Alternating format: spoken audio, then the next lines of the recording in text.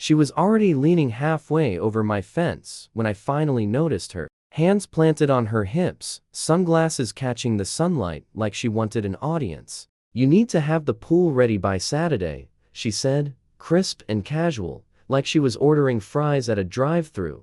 I stared at her for a second, convinced I'd misheard. "Excuse me." She smiled tight, smug, practiced. "The HOA approved my request. I'm hosting my niece's birthday party here." I laughed, but there was no humor in it. It was the kind of laugh that slips out when you realize someone has completely lost their grip on reality. "This is my pool, Karen. My yard. My property." Her expression snapped cold. "The neighborhood owns it," she said flatly. "And if you refuse, we'll fine you and take legal action." That's when the alarm bells started ringing in my head. We didn't have an HOA. Never had. I'd made damn sure of that when I bought this place. But she said it with such confidence, like she believed her own lie. "You're going to regret being difficult," she warned, spinning on her heel and marching off like she'd already won. Over the next 2 days, she kept showing up. Little reminders. Passive-aggressive smiles. She even dropped boxes of paper plates and balloons on my porch without knocking,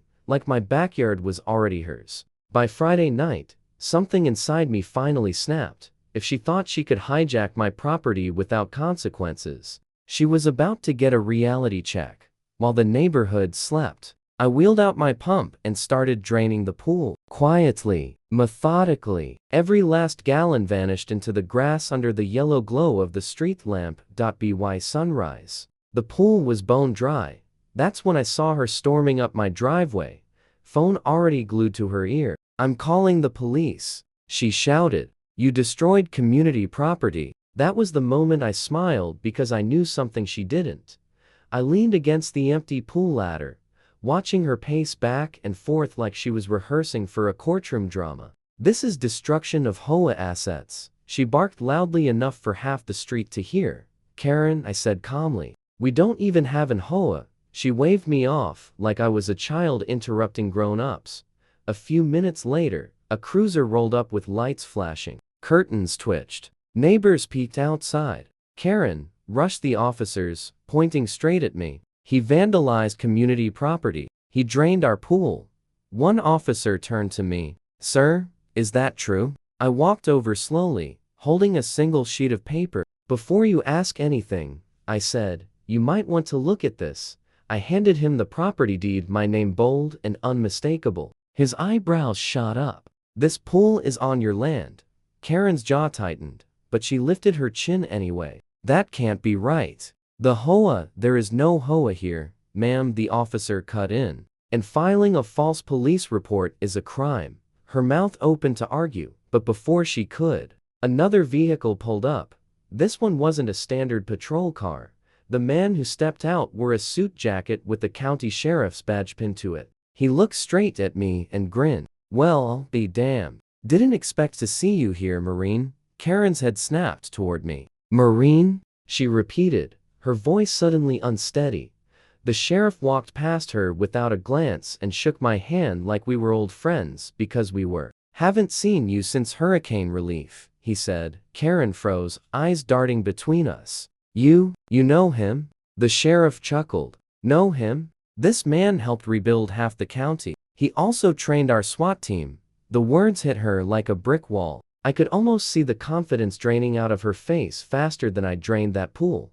"I think there's been some misunderstanding," she stammered. The sheriff's smile vanished. "You claimed this property was controlled by an HOA. That's fraud." She started waving her hands. "I didn't mean," he cut her off, pulling up public records on his phone. "No HOA, no shared amenities, no community pool." Then he turned the screen toward me. "You should see this too."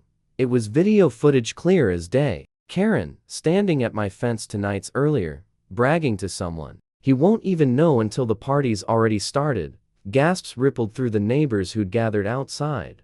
The deputy stepped forward. "Ma'am, we need you to come with us." "Wait," I said calmly. "Before that, I want everyone to hear something." The sheriff nodded and stepped aside. Karen's eyes widened. "This isn't necessary." "Oh, is." I played another clip from my security cameras. This one showed her slipping into my yard with a clipboard, taping a fake HOA notice to my back door. Her handwriting read, "Pool reserved for community use. Non-compliance will result in fines." Angry murmurs spread through the crowd. "She did that to my driveway," someone muttered. Karen's voice cracked. "I was just trying to take what wasn't yours," I finished. I turned to the sheriff. "You can take her now." As the deputy guided her to the cruiser, she snapped, thrashing, screaming, promising revenge. "This isn't over." I leaned on the fence. "I fought for this country so people could live free on their own land, not so you could treat it like your personal playground." The sheriff smirked. Neighbors clapped. And as the cruiser drove away, I felt a deep, quiet satisfaction. But it didn't last. That evening, sitting on my porch, my phone buzzed with an unknown number. "You think you've won?" A man's voice said. "Karen was just the face," he told me. "Now, you've got our attention." Before I could respond, the line went dead. That night, sleep never came. Every sound set my nerves on edge. By morning, my cameras alerted me motion at the back fence. 2 hooded figures, flashlights, studying my property. He called the sheriff. His voice sharpened instantly. "I'm on my way. Don't go outside." But it was already too late. One of them stepped onto my porch. When I cracked the door, I noticed the patch on his sleeve. An HOA emblem.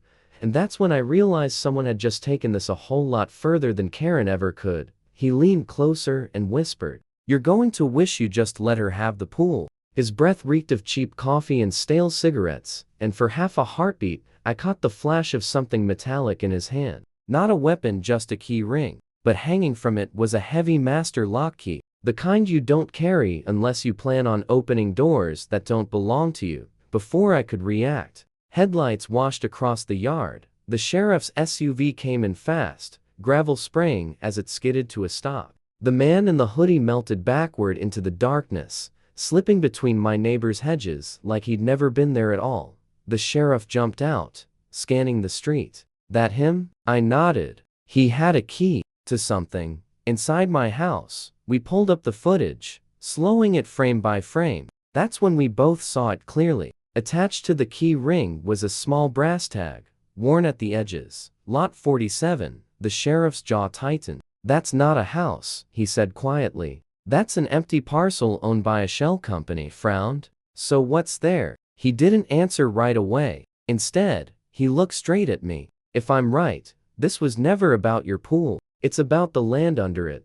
My stomach dropped. Suddenly everything clicked. Karen's obsession, the fake notices, her fixation on my backyard. It wasn't control she wanted. It was access. Before he could say more, his radio crackled. "We've got movement at lot 47. You're going to want to see this." We drove out fast, unaware that whatever waited there was about to turn my quiet street into the center of the biggest scandal this county had ever seen.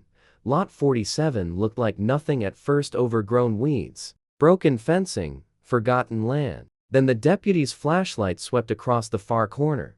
Under a tarp sat a massive industrial generator, the kind used to power construction sites. Except there was no construction, no permits, no reason for it to be there. The sheriff yanked the tarp aside. Thick cables ran underground, disappearing toward my property line. "They've been tapping into your utilities," he muttered. "Power? Maybe water." The deputy glanced at me. "You didn't notice higher bills?" I shook my head. "Summer's always expensive." I thought it was the pool pump. That's when we found the second tarp. Beneath it were sealed crates with overseas shipping labels. The sheriff pried one open and froze. Inside were neatly packed surveillance devices, cameras, microphones, drone kits. "What the hell is this?" I whispered. "This isn't greed," the sheriff said grimly. "This is organized." Headlights flared suddenly on the far side of the lot. 3 black SUVs rolled in fast, engines growling. Doors flew open. Half a dozen men stepped out, all wearing identical dark jackets. No names, no badges, just that same emblem stitched onto their sleeves. The sheriff's hand went to his holster. "Stay behind me," one of the men called out. "This is private property." The sheriff barked a laugh. "Not anymore. It's a crime scene." I noticed two of them splitting off toward my property line. They're heading for my house, I hissed. Then the radio exploded. Possible forced entry at the suspect's residence. I was already running. We cut through side streets, my pulse pounding. When my house came into view, my stomach dropped. The back gate was wide open. Lights glowed inside. A figure stood in my kitchen, holding something I recognized instantly. My pool pump.